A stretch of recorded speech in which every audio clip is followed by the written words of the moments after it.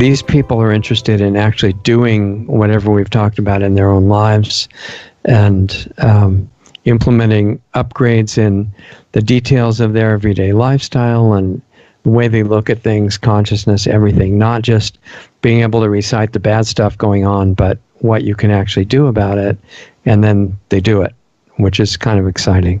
And so I thought we can approach that however you want, but one of the things is most people today are living in cities, as you know, and the plan is to get everybody in cities, but at the moment, most people are there. And at most, if they think they can grow anything, they're growing mung bean sprouts or alfalfa sprouts, or they don't think, they're not aware of what you can do at all to grow your own food. So just a couple of ideas, specifics of what they could do in that direction to play with that would inspire them to try more would be great, if you feel like sharing anything like that. Sure. Let me see. I'm going to have to put my glasses because I did jot a few notes on, but you're going to have some glare there, I think. That's okay. So what are some types of things that you could grow in an apartment? Yeah. So we've talked about the citrus orchard. You can grow your own spices. And of course, some of your tropical spices grow really tall. So you'd have to have a really tall ceiling.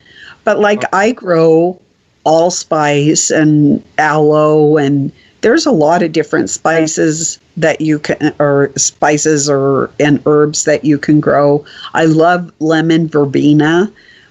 It makes a wonderful tea. It has a lot of healing things, especially to do with the memory. Mm-hmm. You can grow greens. If you get one of those earth boxes, you can grow carrots. You can grow lettuce. Almost nobody ever thinks they could grow carrots in an apartment. And you know what? It doesn't even have to be in an earth box. People are coming up with some great ideas. They're growing potatoes in old jeans.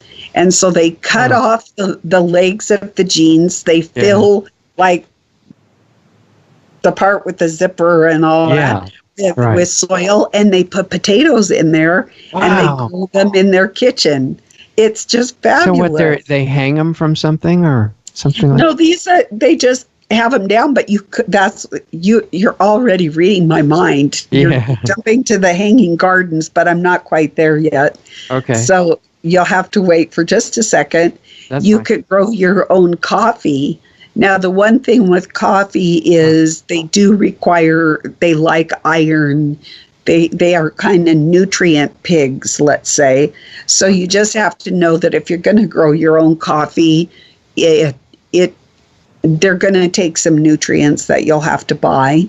Okay. And then mushrooms.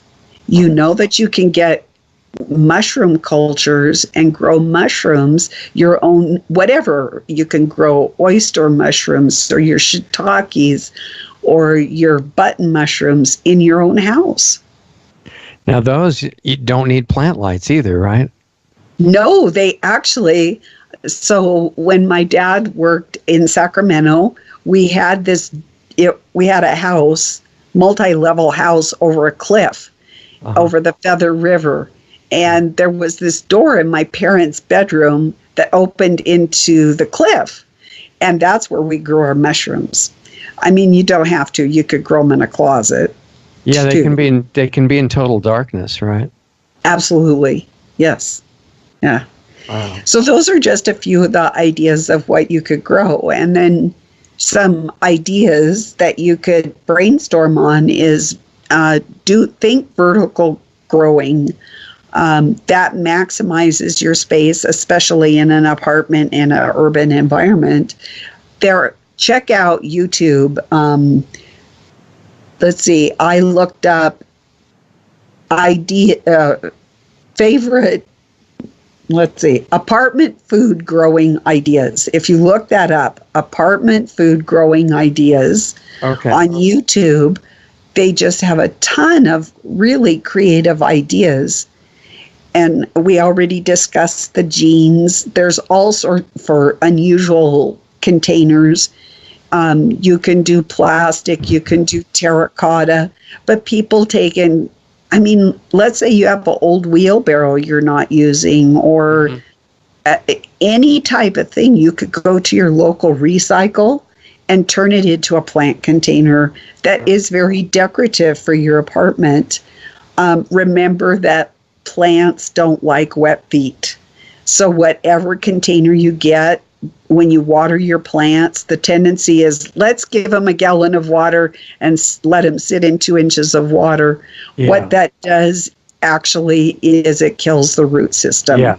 Yeah. So you don't want, if you're going to do that, like, douse them with a lot of water, put some bricks under it or something decorative underneath to give, so that the roots aren't sitting in the wet. Right. And think hanging gardens. What was this is where your hanging comes in. Yeah. One of the 7 wonders of the world were the Persian hanging gardens. And you could do that in your house. You could put hooks and hang things with macrame, or, however you want to do it, modern, pioneer, and make your own hanging gardens. A lot of plants these days will drape down, and they'll be beautiful.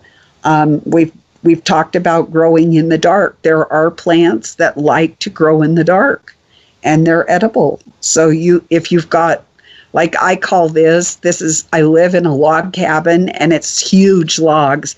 It's like a lodge, but it's very dark. And I call it my bat cave. So I can see the logs in the cave behind you. Yes. Yeah, yes. That's neat. I didn't even realize that. Okay. Yeah, so you can grow things. You can supplement your light with LED lights, which is very cost efficient. You can do a terrarium with some of your favorite foods. And then you could even add like some tree frogs or a turtle, and make it like, so that it's like you've got your own little mini garden, either in your kitchen or in your living room. It's got You're light. saying if it's a terrarium, to make sure they don't run out, right? Yeah. Sides on it. Right. You're making a little micro environment. Right. There. Right. And then I've even seen coffee tables that are about like 6 feet long and about 2 feet deep. And they actually incorporate a water feature and have fish and food, plants growing around with a glass top and a removable side, so that you can access and feed whatever, feed your fish or whatever. I mean, how cool is that to have a living water feature with and growing your food at the same time in your living room? Yeah, like a whole ecosystem, basically. Yes. And so a couple ideas of why to do it yourself growing that I just jotted down is that the food is good. You know where it came from. Right. That it's nutrient dense. What you put into it is what you're going to get out of it. So if you go to even the farmer's market, is that farmer supplementing to the soil like the rock dust? Well, yeah, I mean, at the right point in your talk here, you have to talk about what do you use for soil in your house? So I would start with a neutral soil and then build it, because each plant, just like us, like for me, I'll just speak for myself. I hate Brussels sprouts. Okay. I wouldn't eat a Brussels sprout. It's like the only vegetable I wouldn't eat, but everything else I love. Do you like cabbage? You like cabbage? I love cabbage. I do all sorts of stuff. You know that they're miniature cabbages, right? But I mean, that's okay. You can still hate them. I just... No, I love them. And you can use them as a poultice. They're good for drawing out infection. Oh, you're saying you do like Brussels sprouts? Oh, no, not Brussels sprouts. Oh, that's No. what I meant. Brussels sprouts are No. tiny cabbages, basically. I know, but I can eat cabbage, but I can't eat Brussels Interesting. sprouts. Okay. So all the plants have their own Yeah, appetites and they requirements. do. Yeah. They do. And so we just have to get to know them like you would your best friend, you know? Then other things are flavor. The things that you grow yourself are going to have flavor. The stuff that you get at the store does not have any flavor. Color. Color is healthy for us to eat. Most people in America eat just brown and white, and we need to get away from that. So purple, orange, yellow, let's jazz it up, pink. Right. Let's jazz it up a bit. A lot of people don't think about this air purification in these days with wildfires. And a lot of people are spending a lot of money on air purifiers, but plants will do the same thing. They provide us oxygen and they take in and filter out the contaminants in our environment. Yeah. So we can use them for that. There's the spiritual aspect. They just impart something like we're back at the beginning of time. Yeah. And then, of course, we talked about the frequencies.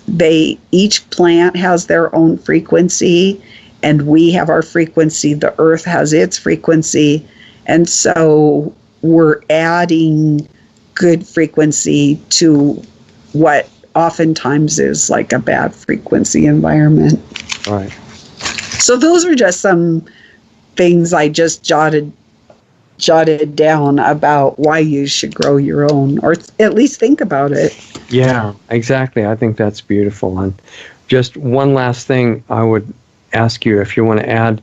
You mentioned, when you're talking about the citrus orchard, that it was small dwarf trees in 5-gallon cans, or sometimes a little bigger, and that even one of those could potentially give like 100 lemons in one year, right? Yes. But then in the main show where you were on, you said you always liked tropical fruit. So are there other kinds of tropical plants and trees that have edible fruit that you could grow in your house or apartment? Of course, there's bananas, there's pineapple. Now they'll actually fruit, the bananas will fruit inside? Absolutely. Wow. Yes. And pineapple, dragon fruit. There's all sorts of really wonderful fruits and even berries that you can get to grow in your house. Pineapple's really interesting. Pineapple's not just like an apple on a branch on a tree, right? It's a whole different structure. So what does it look like when you grow pineapple? It's like a bromeliad. Are you familiar with bromeliads? Yeah, a long time ago. Refresh my memory. So bromeliads don't take a lot of care. They're little space hogs. So, you kind of, it'll start small, but then it'll grow big. And then at about 4 years, you'll get pineapple. And it's wonderful to grow your own. Yeah. And so here's how people can grow a pineapple without too much expense of trying to hunt one down. So you go to your store and you get a organic pineapple. Right. So you cut the top off and you do whatever, you have your favorite pineapple dish. Right. You take the first 1 inch on the stem of where the leaves are coming off of the pineapple off, and you put toothpicks in, and you put it in a jar of water. Okay. And eventually within a few weeks, you're going to see roots grow. And when the roots are pretty good size, then you transplant it into dirt, into a 1-gallon pot. Okay. And then you've started your pineapple. And you can do that as many times as you want. And where do the new pineapple fruits show up? In the center. It would be the center of the pineapple. Okay, so do you have to take out the whole plant in order to harvest the pineapple? No. You just take the pineapple off the top. I It would see. be like, I mean, it's a different plant structure, but it would be the same as picking an apple or a peach or a lemon. Okay. You don't take the whole tree off. You just pick the fruit off. Right, that's one I've just never seen growing. So that's pretty exciting. And you could grow papayas and mangoes and things like that if you get dwarfs? Now, one of those, it's either the papaya or the mango, is mostly genetically modified at this point. Papayas. It's papaya. Okay. Yeah, in Hawaii especially. But I think they have non-GMO ones, a few left still. You'd have If to you find out can where. track those down, but realize that a lot of your tropicals, like I wanted to grow cinnamon, Yeah. and I really could grow cinnamon, but it really does get very tall. And so there's some plants that I'm just not able to, even though I do have tall ceilings. Right. So if you're in an apartment, you just have to look at how the natural habitat of the plant, how tall does it get. Like if it says 30 or 40 feet. Probably not the best for the average house. But No. with the papayas, I know they're still selling organic papayas. So I wonder if those are grafted or if you can grow them from seed. That I don't know. I'm not sure about the papaya. I do know that a lot of people have had success with cacao. Okay. But you have to get the raw, and it has to be untreated. And there's a place down in the Caribbean that you can get it. But so it can't be like irradiated and have like the growth factor. Right. And it has to have the whole seed. Yes. If you're talking about planting it. Yes. But not the pod. You wouldn't do the pod, but just right. But the seed has to not be heated up and killed. Right. It has to still be alive. Okay. So that just gives us an idea of the incredible possibilities. One last one that is I've had good success with is turmeric. And lots of people. You said turmeric? Okay. Yeah, so it grows like ginger. It's kind of like in the ginger family. So is the turmeric that you eat, is that a tuber, basically? Yes, it's a tuber, and it grows a lot like ginger. So you could buy one of those in the health food store that's alive. Yes. And do you just put it in the soil, or what do you do? So I've tried two different ways. I like putting it in the soil and keeping the soil damp. Some people put it in a Ziploc bag. The secret to getting it, though, like I just looked at some at our local health food store. This is the time to get it, like from November to February, and then the supply dries up for another year. But you want the ones that have little knobs on it. Because it's those little knobs is where the shoots are going to come up from. And if a lot of health food stores will take the knobs off because they don't want the shoots coming up, while they're waiting for them to sell. Yeah. So you want one that's knobby. It's kind of the reverse of like potatoes with thighs. This one you want knobs. Right. The more knobs you have, the better. Okay. And then so the tuber, the roots come out the bottom of it and the shoots come out the top, basically? Yes. And they're very easy to grow. And it's so much fun to grow your own. Yeah, turmeric has a lot of good things you can do with it. So pretty neat. Medicinally, it addresses 1,500 different afflictions. Wow. And you don't need the concentrated form, right? You could just eat the turmeric? Yes. And then use it for flavoring, use it for coloring. Yeah, exactly. I'm going to do an article on growing food in the Ice Age. Right. So you don't have to just starve and freeze to death, basically. There's some things you can do. Well, basically the same principles that we talked about today about indoor gardening for an apartment would be Yeah. applicable for an ice age scenario. You just want some lights, right? Because most people's houses aren't really bright enough for good plant growth. You want light. Well, we didn't get into that, but like my citrus, like a west facing light, but my figs like a right or a east facing light, plus I supplement with LEDs. Right. So, but the other critical thing is humidity, because if you don't have, like for me, I heat with wood. Mhm. So if it dries out, then I can get pest problems if I don't augment make it like nature. I have to make my environment like nature. So do you do some humidifying to do that? That's what you have to do if you live in, for me, it's a dry environment. Now, Right. people in the South might have to get a dehumidifier because if it has too much humidity, it's going to encourage fungus. And so they may want to take some humidity out of their house. Right. Another fun thing that people don't realize that they can grow is I grow my own cranberries.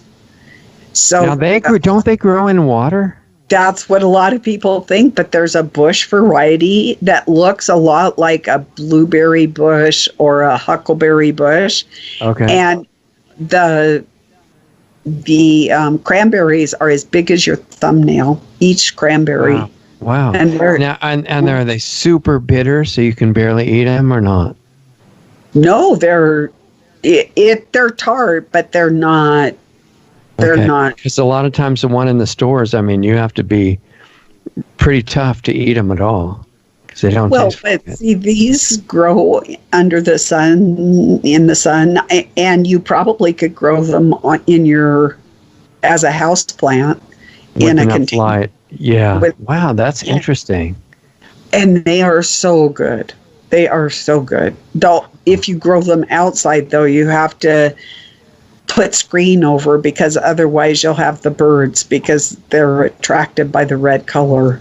Is there any kind of outdoor fruit tree that grows where you are? Oh, I grow all the fruit trees. I have a vineyard. I don't mean taking them in and out. I mean the ones that would just stay outside. Yeah, I have a vineyard outside. Oh, okay. I do espalier and contain columnar apples, so people can have them on their deck. They're great.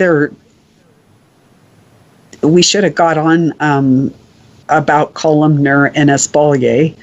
It's how people used to pay their taxes, and during the mini ice age, they would put them against the stone walls so that the radiant heat would ripen the fruit.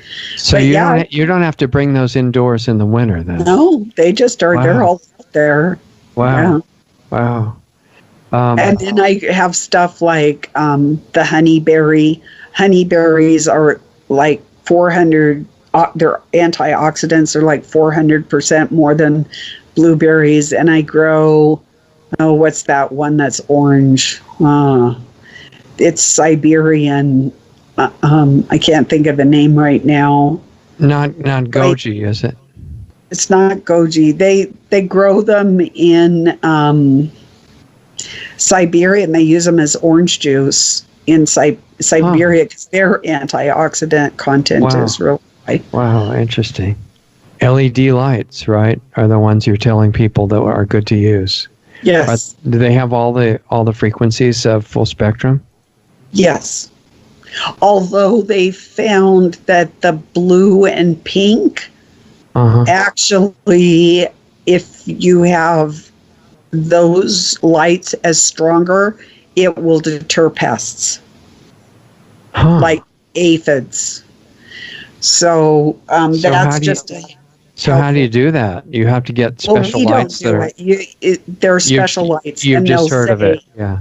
Well, no, I actually bought some. So it'll say, when you buy, it'll say in the description that it has blue or pink, a stronger blue and pink. Oh, okay. And a lot of them will say it's because of, to deter pests like aphids and white flies and that kind of stuff. Right. Okay. All right. Well, thanks for hanging out so long. I appreciate it. Hope we didn't wipe you out completely or anything. Oh, no, not at all. I mean, I'm chopping it. So I got to tell you, I just can't. Can I go into my soda, making your own soda? Yeah, sure. Okay. So David and I tried this soda and we fell in love with it. And I go, I can make this. And because I don't want to buy any soda.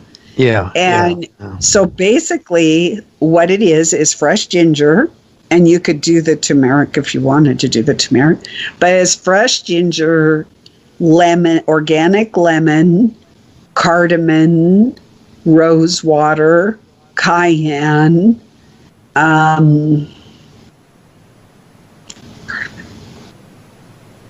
cumin, and then whatever you like to sweeten it. You need a tiny bit of sweetener just for the yeast. Mm-hmm. And then you put like a quarter of a teaspoon of yeast in it. And then you put hot water in, maybe like in a half-gallon glass jar. You swish it around till whatever your sweetener is dissolved. And then you fill it with warm water, not cold, not hot, kind of lukewarm. Right. And then you put it out in the sun for 2 days, like in the summer, and it makes a carbonated beverage. And there's no artificial, it's all good herbs for your body. It sounds like a natural ginger ale kind of thing, right? But it's with the rose water and it just is, ginger ale, natural ginger ale can be kind of harsh, but you could make a ginger ale. I mean, but it's a fun start, and you can put flowers in it. You can do whatever. It's your own fermented stuff. You know, you mentioned cumin, and you must be aware that there's this huge tradition of healing qualities of black cumin seed, especially the oil. Absolutely. Do you know anything? You know about growing that? Oh, absolutely. And I grow it.